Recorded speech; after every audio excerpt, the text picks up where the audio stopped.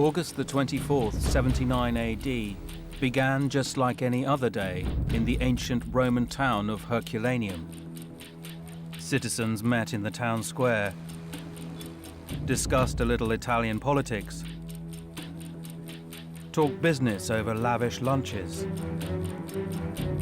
Herculaneum was a booming seaside town at the height of the Roman Empire. Trade was good, the future looked bright.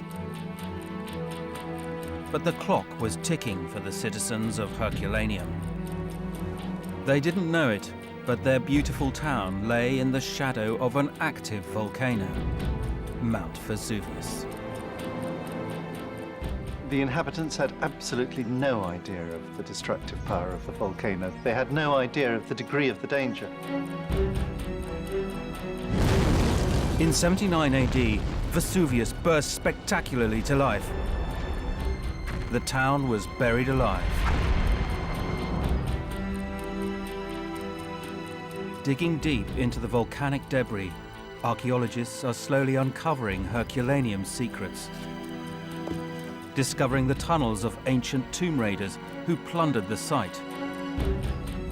And from remarkable human remains that lay buried for 2,000 years, they are finally unraveling the mystery of what happened to the people in the town's last few tragic hours.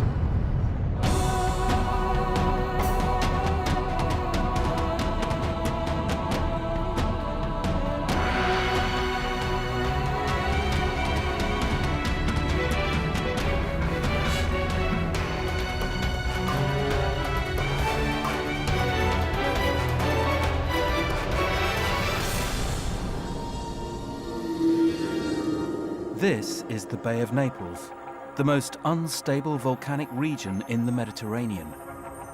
Vesuvius is at its heart. In 79 AD, it famously wiped out the Roman town of Pompeii. But there was a lesser-known victim, Herculaneum.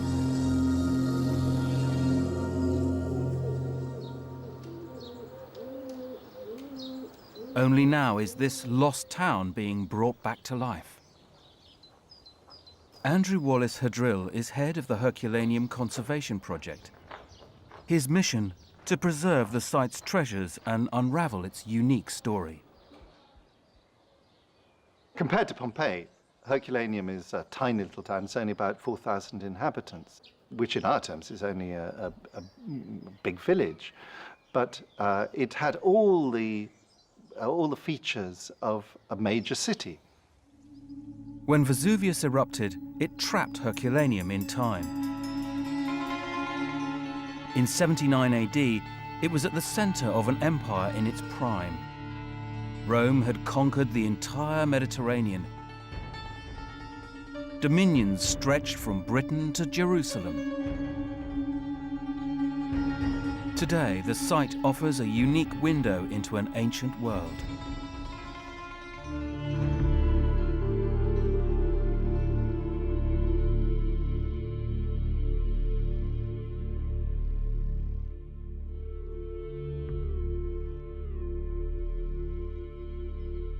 What makes Herculaneum special for me is that you have probably a better chance than anywhere else in the ancient world of piecing together an entire ancient society. We can talk about their diet. We have their houses. We can talk about how they lived, how they made their money. We can see so many different aspects in great detail and then put them all together to make a society.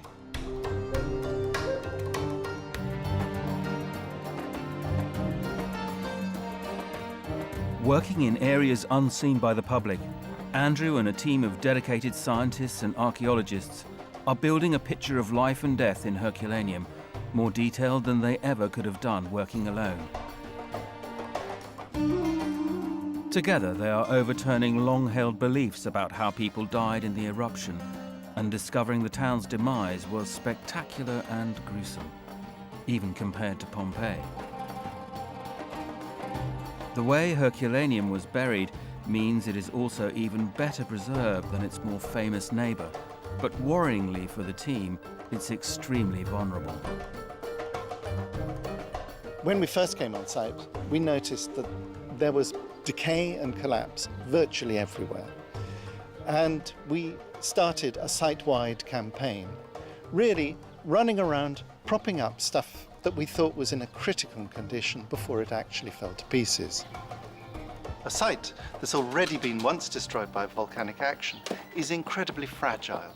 Everything that makes Herculaneum precious also makes it fragile. Cocooned for centuries beneath volcanic debris, Herculaneum grows more and more unstable as it's uncovered.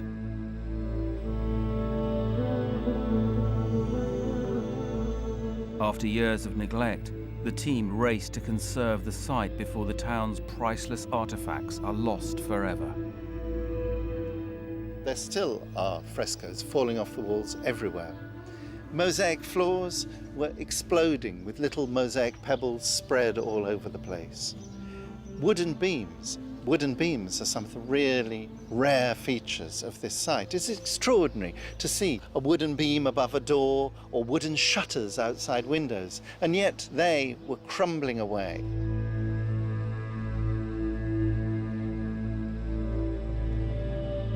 Preserving Herculaneum and uncovering its remarkable secrets has never been more pressing, but the potential for discoveries is amazing.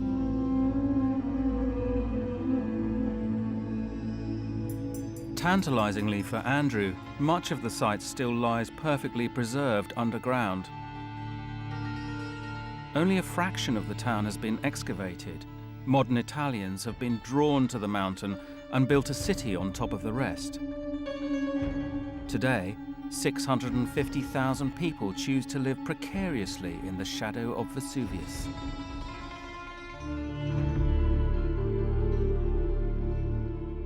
You find settlements in volcanoes for one specific reason, and that's the fact that the soil that volcanoes produce are rich in nutrients, minerals. It retains water like a sponge. So therefore, it stands to reason that when they plant their crops, they get fantastic food from it. And that's why they sit on the side of these volcanoes. Today, miles of vines and greenhouses cover the fertile ground. Tens of thousands of people ignore the risk of living on an active volcano. But the Romans had no idea they were in danger. You have to bear in mind that volcanology wasn't a subject in those days. No one knew when they looked at the rock strata that, oh yeah, there's been an eruption in this area. So people didn't know that Vesuvius was actually going to blow. The Romans didn't even know their mountain was a volcano. Most of the time, Vesuvius lies deceptively dormant, but deep below ground, the very fabric of the earth is on the move.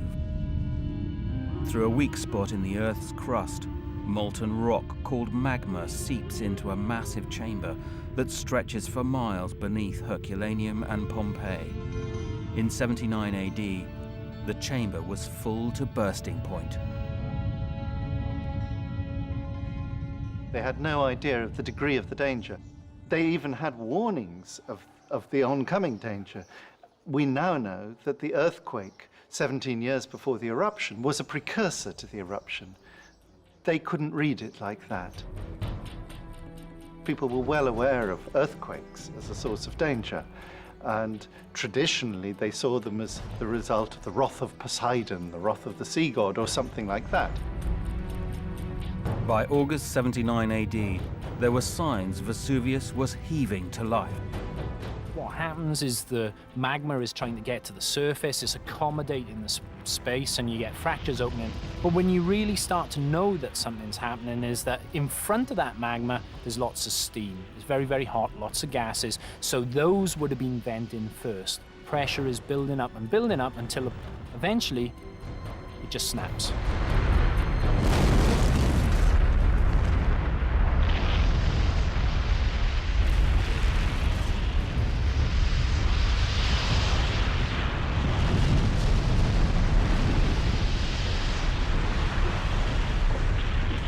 Vesuvius erupted around 1 p.m., throwing a broiling, churning column of gas and ash high into the air.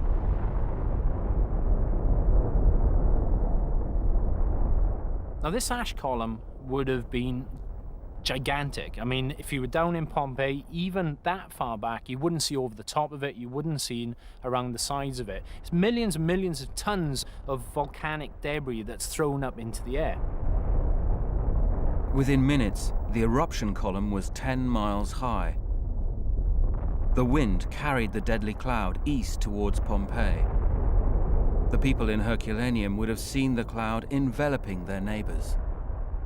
This is where you get lots of pumices, these very, very light volcanic rock that get catapulted way up into the air, into the stratosphere. These days, we would describe it as a nuclear mushroom cloud, because that's exactly what it's like. Perhaps the most terrifying thing of being in Herculaneum was that you could see the eruption without being covered by it. So you could see the column rising above the volcano, but it didn't go dark in Herculaneum. In Pompeii, day turned to night as the town was swallowed by black volcanic cloud. Then pumice stones started to fall on the rooftops. People fled or hid inside, thinking the storm would pass. There is evidence all around the town of the panic and confusion of this moment. Lead archaeologist Antonio Varoni believes he can see how two artists at work in Pompeii reacted to the catastrophe.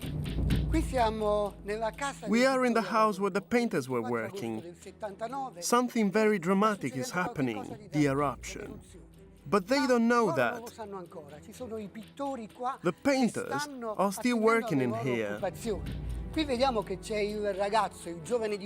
We can see the younger painter who's just laid his plaster. The plaster is still fresh. In fact, you can see falling pumice has left clear marks on the fresh plaster.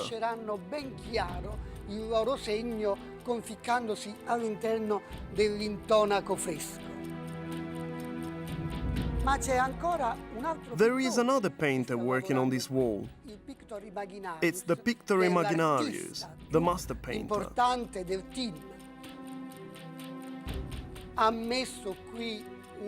He's put a shelf in here where he put some pots with colors. We found them here with the work tools. We have the white, the green, the black, the yellow, the red, and the blue. The painter's work came to a crashing halt. Evidently, our painter is on a scaffolding and he's holding a pot with lime to keep the paint wet. He must have lost his balance and spilled the lime all over the painting.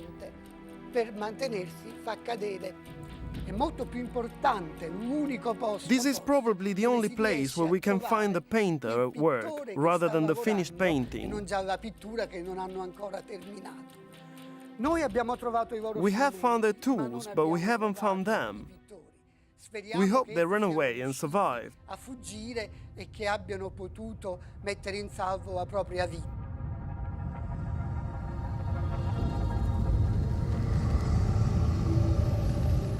Outside, pumice continued to choke Pompeii's streets. Next door to the artists, a baker was worried enough to flee his shop and leave his valuable livestock behind. It was a life and death decision.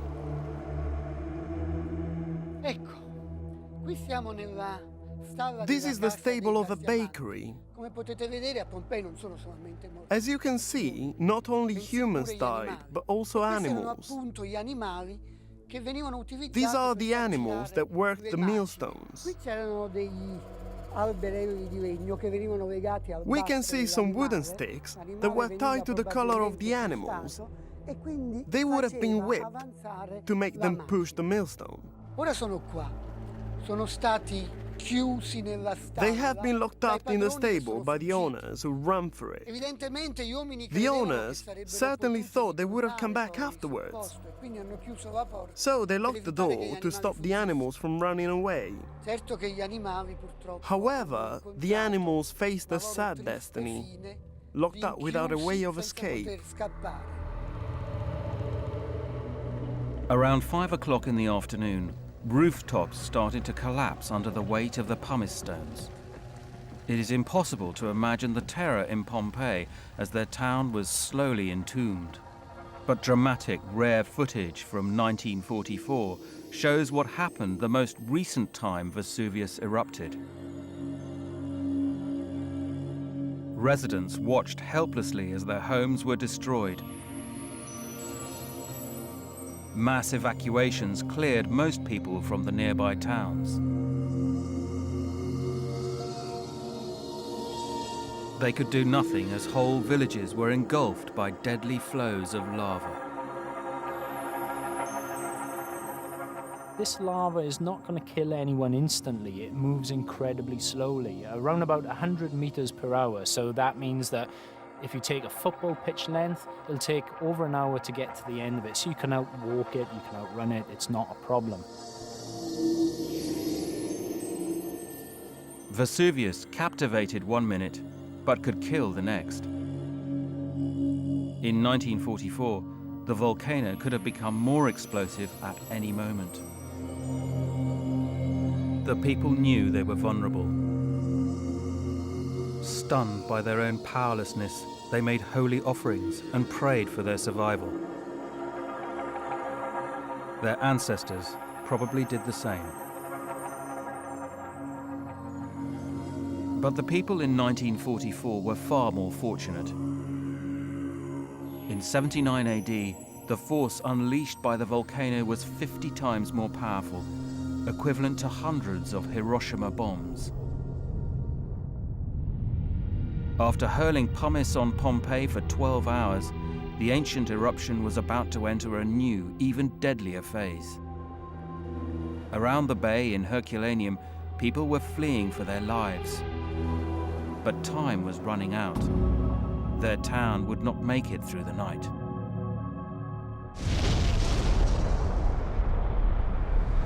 Around midnight, Vesuvius's gigantic eruption column collapsed. At the speed of a hurricane, molten rock, mud and gas, known as pyroclastic flow, hurtled straight towards Herculaneum. Pyroclastic flows are the most violent events in volcanology. So quick and deadly, they've only recently been filmed. On the Caribbean island of Montserrat in the 1990s, clouds of poisonous superheated gas and ash surged down the volcano.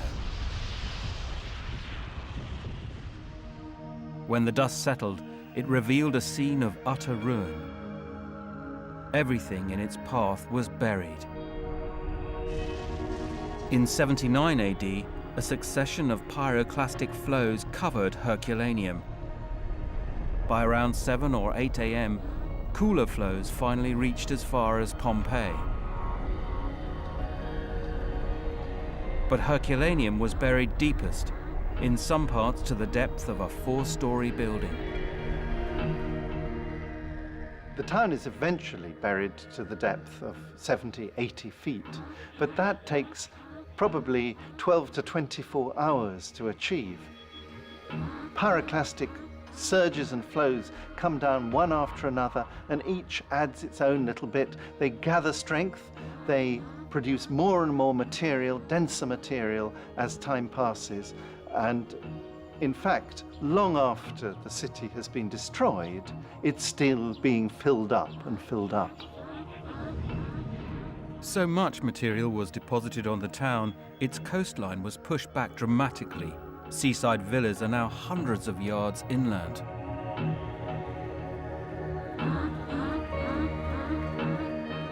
Pyroclastic flows were the death of Herculaneum, but they also spectacularly preserved the town, just as it was on August the 24th, 79 AD.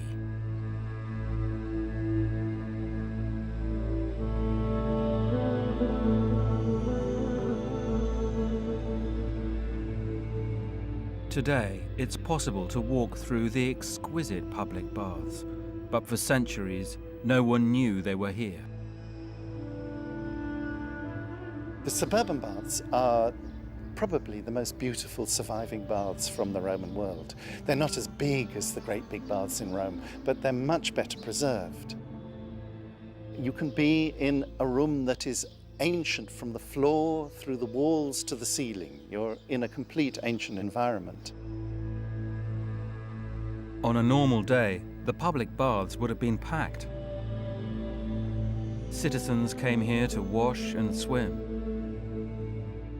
Businessmen came to entertain clients. Politicians to do deals.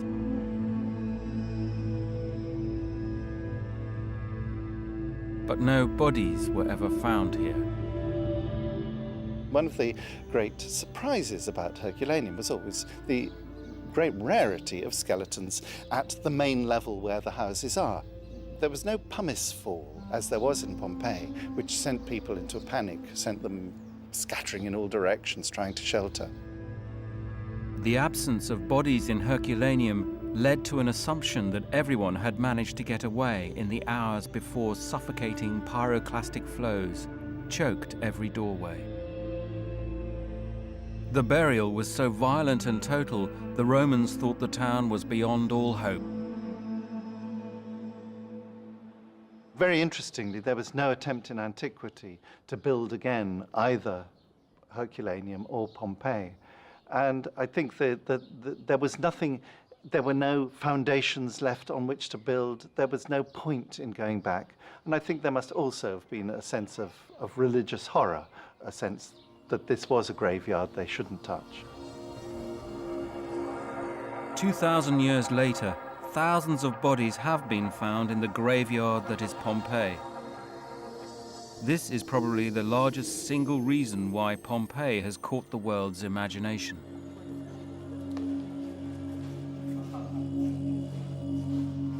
Tourists are captivated by the ancient tragedy, mesmerized by the citizens' gruesome fate. The figures they visit seem to have known they were about to die. But these are more than just skeletons. They are death masks, frozen in time. In the 1860s, archaeologist Giuseppe Fiorelli found strange voids in Pompeii's ash. He poured plaster of Paris into the holes, and the world marveled at the contorted human forms he revealed. Corpses had rotted away, but their shapes remained.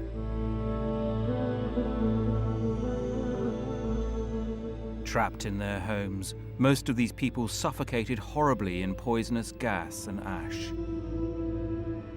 Their terrible deaths have made Pompeii and its citizens world famous, eclipsing the memory of their neighbors across the bay in Herculaneum. Herculaneum was, of course, not forgotten at the time. Everyone remembered the loss of two cities as a terrifying event. But then in the Middle Ages, it was certainly forgotten. And by the time you reach the 18th century, people were aware that this was the legend of the place, but they did not have a clear idea of exactly which city was where. Herculaneum became a mythical, landlocked city of Atlantis.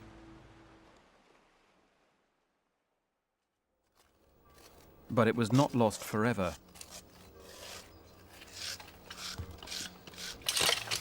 In time, it would reveal its secrets. Today, archaeologists search carefully for traces of Roman life beneath towering walls of pyroclastic flow. It's a massive undertaking.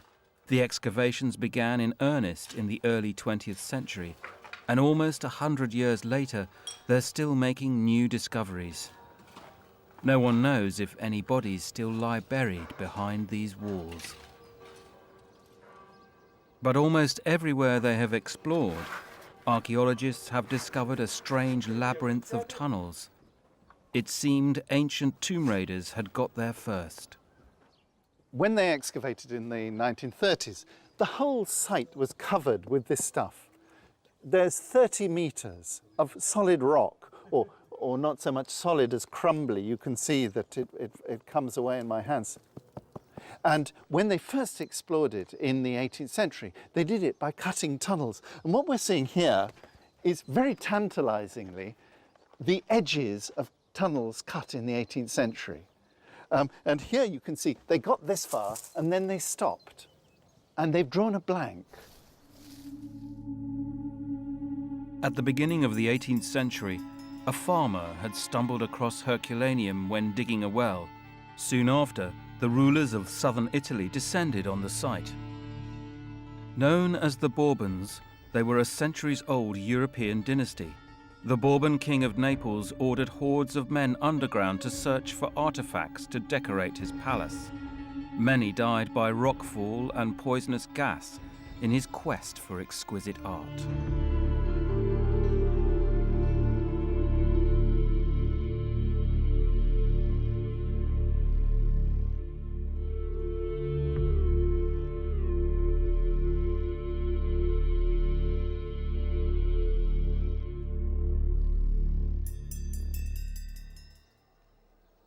You can just imagine how awful it was to excavate in these conditions in the 18th century. You can see here there's a little hole that they've cut to prop up a lamp, and the only illumination they've got is these lamps in these dark tunnels going for yards and yards and yards, hundreds of yards under the site. And so they get to this point, they've cut the ceiling quite nicely, and suddenly it comes to a stop there. And what happens at this point? They go off to the right and it reaches a blank there. And then it also turns to the left and it reaches another blank. And now they've been going for maybe 20, 30 yards without hitting a wall. And so they say, obviously there's nothing here. We've reached the edge of the site. We don't know where the city finished. From the Bourbons to today, only a fraction of Herculaneum has been uncovered. For Andrew and the team, the tunnels offer a tantalizing glimpse of a Roman world beneath a sprawling modern town.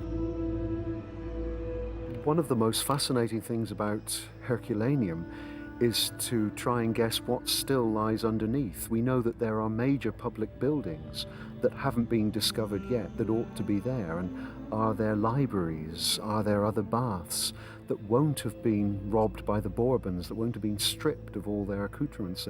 Things that can tell us a lot about the daily processes of life within the city. It's possible for Andrew to see the damage wrought by the Bourbons and Vesuvius in a tunnel that has only recently been uncovered. It's one of the most important buildings in town. It would be a dream to excavate it, but we can't, because right above our heads, right up there, are modern houses. And it's extremely dangerous. Here you've got the top of a column shaft. Here's its bottom. And it's the sheer force of the eruption has brought it down like this. The row of columns goes on there, and then it goes on that way. What you've got is a shape like a church, or like what we call a basilica, a Christian basilica, with columns going around the edges, and then a big row of columns down the center. The basilica was a meeting place and law court where magistrates settled disputes. From maps drawn by the Bourbons, it's possible to reconstruct the imposing building. If we can sort of follow along like the Bourbons into the Warren, is a wonderful fragment of fresco. Look up here. What they did was to hack out anything that they saw that was beautiful, because they're interested in treasures for the palace. And so they find a beautiful fresco there, they hack it out and they send it up top, and then they just backfill it and abandon it. See those little bits of wood there? That's a trellis that was in front of a window, and it slipped down from above. And then if you look along there, you're seeing where the tunnel goes, right round the back.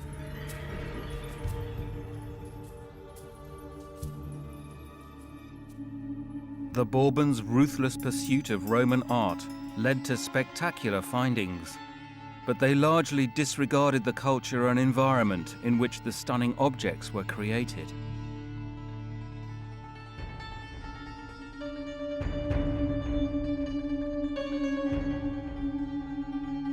The people who first explored Pompeii and Herculaneum didn't obviously have the values that we would have today if we were exploring the cities, but for their time they were interested in the art.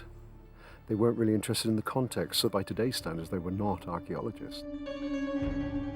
But the Bourbons didn't take everything. Today's archaeologists regularly make extraordinary finds.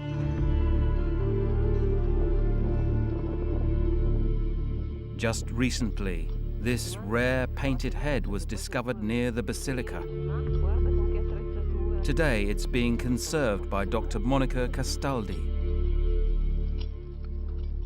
I received a telephone call saying a painted head was found. And I just said, please keep it wet as much as you can, put it into a plastic bag, don't let it dry. Objects are used to be in wet climate, and then they dry too quickly and they can disintegrate. The paint layer could have been damaged.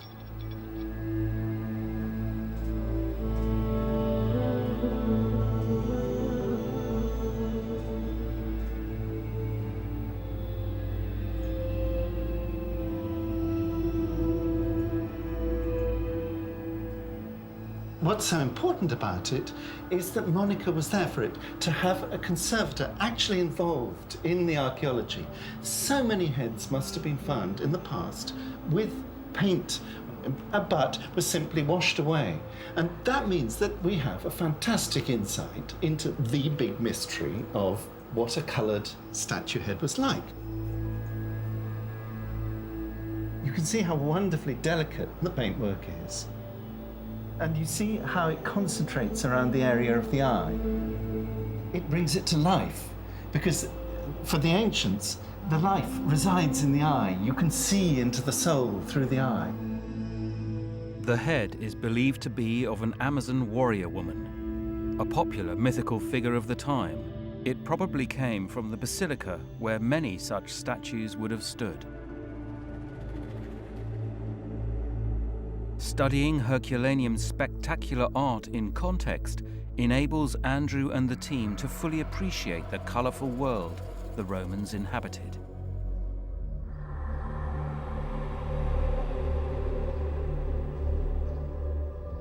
In Herculaneum, they have a unique opportunity to build a complete picture of a living, breathing town.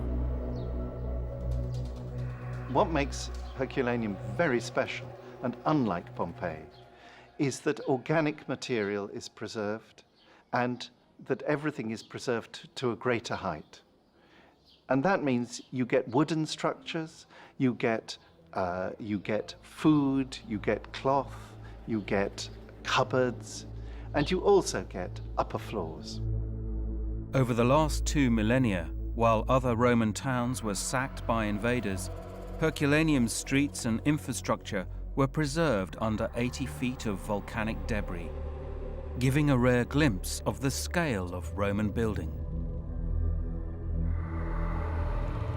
But it's the 2,000-year survival of delicate household objects that gives Herculaneum its sense of unique preservation and connects us to daily life in the Roman world. One of the most unusual things about Herculaneum in particular is the preservation of so much wood. And wood survives in archaeology only for 3 main reasons. It's been burnt, carbonized, it's been waterlogged.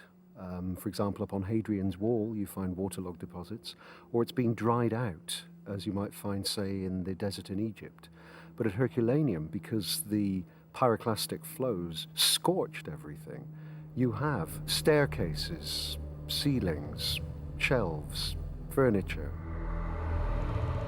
Hidden from public view lies some of the most fragile and revealing discoveries. In here we have one of the most extraordinary features of the site. We have the carbonized wooden furniture. And you see rows and rows of this furniture. Here, for instance, you've got a bed, and you can see the wooden frame of the bed, but also all around it this beautiful edging work in marquetry. It's preserved like this because of the unique way that the site is destroyed. An avalanche of hyperheated pyroclastic flow coming down turns the wood, instantly cooks it at this very high temperature. And you can see over here how black this chest is. You can see the cracks running on it. All the vapor has been driven off, then the wood has turned into carbon. And like that, it can survive. Most of the furniture is carbonized like that. Every now and again, very, very rarely, you get real wood, non-carbonized wood. And this is a little door from a cupboard or something, and you can see these beautiful details of woodwork around it. And this must have been hit by a pyroclastic flow at much lower temperature. And it's not just wood. All sorts of organic materials survive. Here, for instance, you have a wicker basket, perhaps for fishing. We don't know quite what. And here, one of the really astonishing finds from the site, a Roman loaf. A Roman loaf, divided it into its little slices of bread, which actually has the name of the guy who was going to consume it stamped on it. You can see an A or a V and an M there. And what you did was you put your name on so you get the right loaf back out of the oven. That a loaf of bread can survive 2,000 years is extraordinary enough, but in subterranean Herculaneum, even more basic details of daily life have been preserved. This is the ancient sewer, which ran beneath most of the houses. Here, Professor Mark Robinson has found shards of pots and kitchen waste that show that this was also used for general garbage disposal. It is quite a usual practice for the Roman latrines to be in the kitchen. You could do your washing up, you could throw your kitchen waste around down the toilet shaft, which is much more of a waste disposal shaft rather than just a latrine shaft. Hidden in the dirt is evidence that offers a rare glimpse of Roman diet and may even show what some citizens had been eating in Herculaneum's final hours. The first item here is a partly mineralized cherry stone, then onto an apple pip. These things are a group of mineralized grape pips, and finally large numbers of fig seeds were present in the samples. Some of this material could well be from some of the last meals eaten at Herculaneum, because the deposits that have been sampled are the uppermost layers of the excrement material in the sewer. The water that drained into the sewers had reached it via another feat of technology. Roman engineering was highly developed by 79 AD. A few miles northwest of Herculaneum, in the modern city of Naples, an aqueduct still spans a busy street. The Aqua Augusta provided water for all the towns around Vesuvius. The Romans developed a whole science, if you like, of aqueduct technology that's controlling the gradient, controlling water pressure, providing reliable masonry structures that would carry the water from the source and track it all the way down to where it was needed. The most familiar impression of a Roman aqueduct today is a whole series of arches and an arcade carrying the water along the top. Actually, that's something that the Romans only usually employed to carry water across lower areas like valleys. Most aqueducts were actually channels buried into the ground, underground channels. From the channels, the water was filtered and divided at water plants on the edge of each town in the region. Here, the water was divided into three. One channel supplied the public baths, another fed the private houses of the rich, and a third supplied the public fountains that everyone could use. The dividing tower was built on the highest point of the town to control pressure. If the pressure got too great, the water was forced up pipes to the top of towers at street corners, where there was another water tank. This reduced the pressure and produced a steady local head of water, which then ran down lead pipes into street fountains. The system was called constant offtake. It flowed the whole time. So you have to imagine a town where the public taps are really never turned off. There is water flowing through it the whole time. Providing water for their populations was one of the greatest benefits of being part of the Roman world. There's no doubt about that. And it's a kind of a tragedy that so much of that fell apart after the end of the Roman Empire. It took until the 19th century, really, before people learnt again the value of providing a reliable public freshwater supply. The Romans had brought one of the most advanced civilizations the world had ever seen to the slopes of Vesuvius. By its final period, Herculaneum was a wonderful place to live. There was peace and prosperity on the Bay of Naples, and there were glorious houses looking out over the bay, and life must have been very good.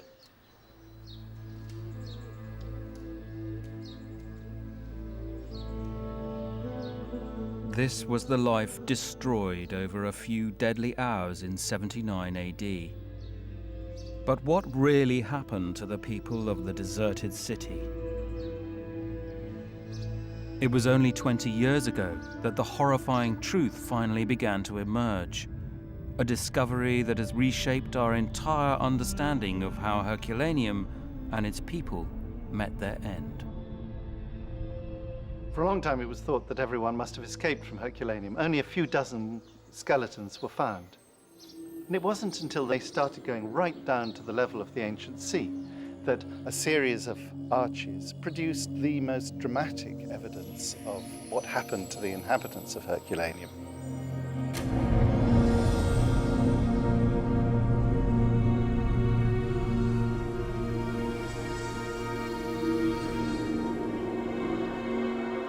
Dozens of bodies lying huddled for protection in these arcades. These fragile bones were one of the archaeological finds of the century. Studying the skeletons, bioanthropologist Pierpaolo Petroni searches for details of the inhabitants' final terrifying moments.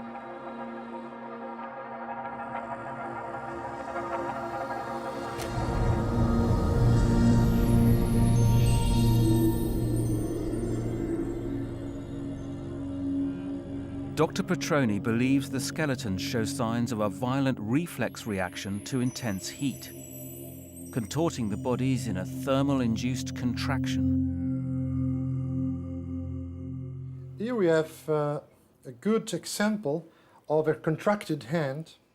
In fact, all the hands and feet of these people underwent thermal-induced contraction, induced by the direct effect of the heat on the skin receptors. So just in 1 second, they got this kind of contraction of upper and lower limbs. In this case, an hand, and here we have a cast of the foot contracted. It's very evident of here the contraction of toes, unnatural in a normal position of a living person.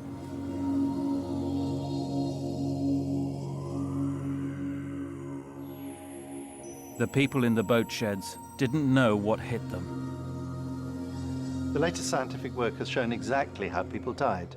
The skeletons show signs of thermal shock. A wave of very hot gas, 400, 500 degrees centigrade, hit them and makes their flesh evaporate, and they die instantly. It's become clear that anyone who hadn't escaped Herculaneum by midnight was vaporized by the first superheated pyroclastic flow that surged down Vesuvius.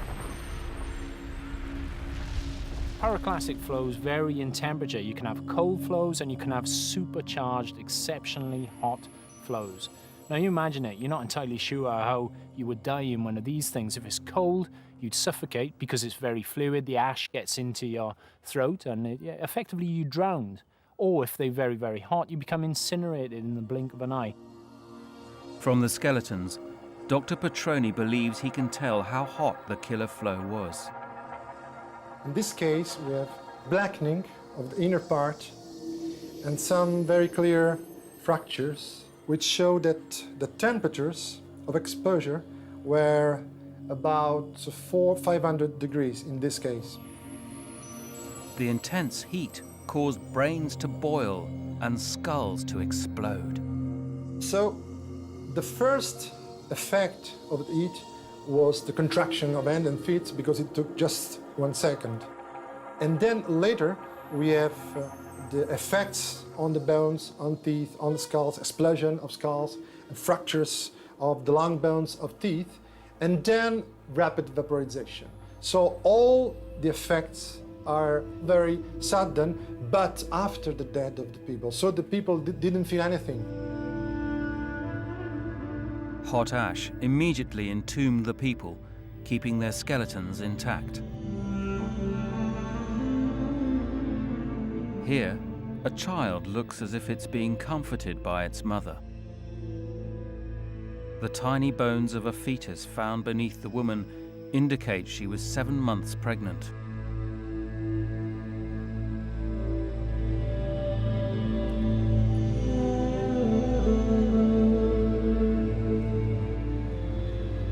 It's thought the people of Herculaneum fled to the sheds by the sea to seek rescue by boat.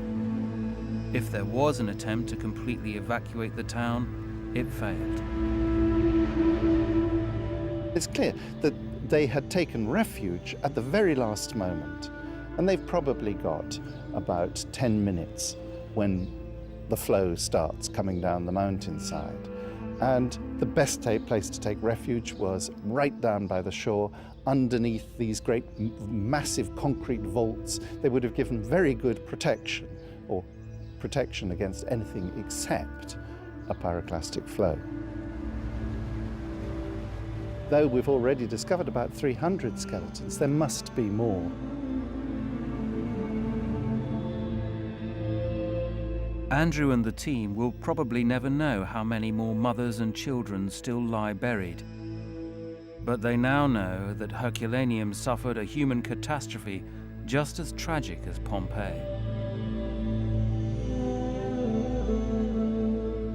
It's impossible to look at the tragedy of Herculaneum without being moved, to look at their awful skeletons and to think of their awful death. The irony of working in Herculaneum is that other people's tragedy is our good luck. Their destruction is also their survival. So you can't just be upset by their horrible end, because it gives us a fabulous chance to study them. Studying the secrets of Herculaneum's dead gives Andrew and the team fresh insight into an old problem: the perils of living in reach of a volcano. Today, on the Bay of Naples, the threat from Vesuvius is just as acute as it was in 79 AD. Volcanologist Dr. Giuseppe Mastrolorenzo works with the team and looks for precursors of trouble on the volcano, signs that it might be about to erupt again. Precursors normally last for weeks to months, and precursors includes earthquakes, which are indicators of something happening beneath the volcano.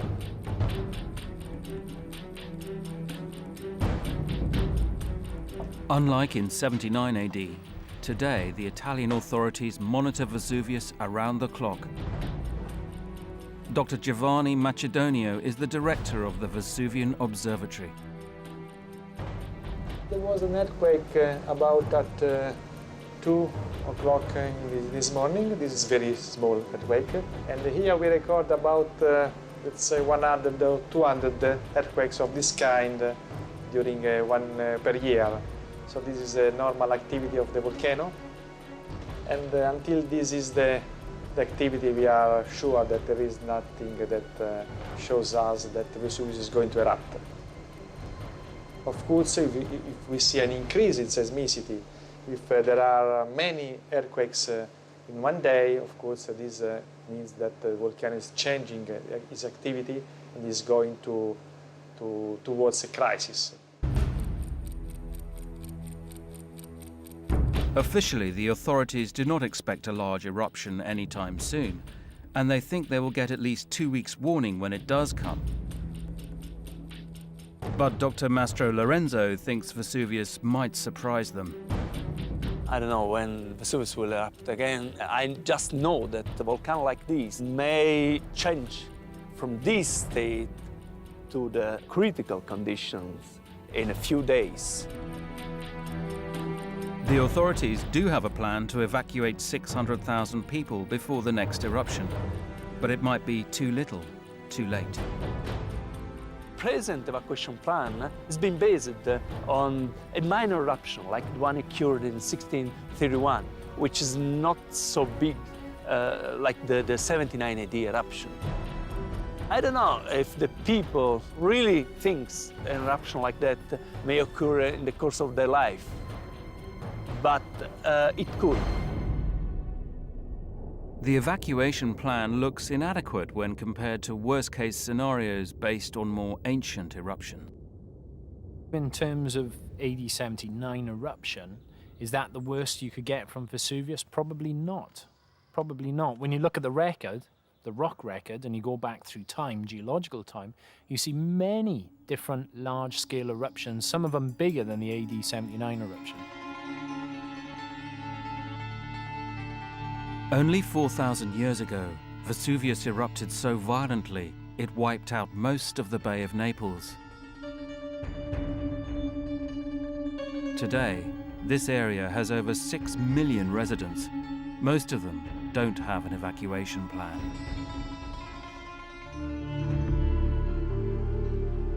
The modern population, like their ancestors in ancient Herculaneum, are living on a time bomb.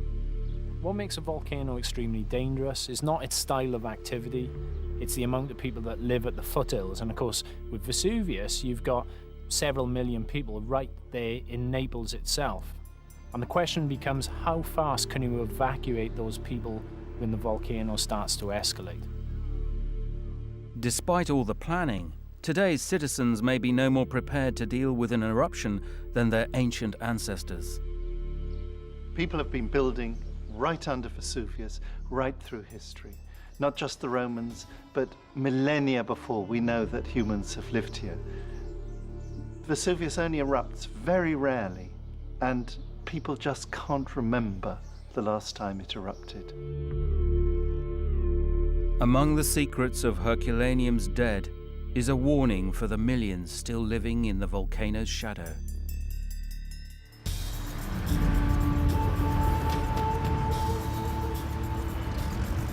Escaping an eruption is the only sure way to survive. But any last-minute attempt to evacuate will be fraught with difficulty. Even on normal days, the roads are jammed.